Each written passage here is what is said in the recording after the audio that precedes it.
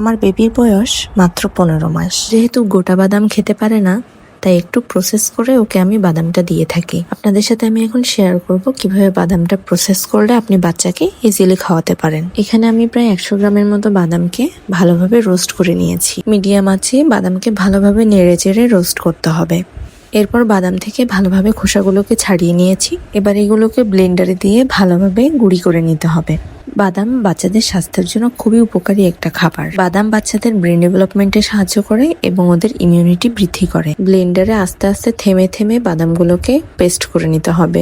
Blender করতে করতে বাদাম কিন্তু তার নিজস্ব তেল ছাড়বে। ঠিক ওই সময়ে আমি আরো কিছু জিনিস অ্যাড করেছি, যেমন এর মধ্যে আমি অনেকখানি বাটার ইউজ করেছি মিষ্টি হওয়ার জন্য। এতে আমি দিয়েছি মধু এবং সামান্য কোকো পাউডার। ভালোভাবে পেস্ট হওয়ার পর এটি একটা জারে ভরে প্রায় 10 দিনের মতো আপনি সংরক্ষণ করে বাচ্চাকে দিতে পারবেন।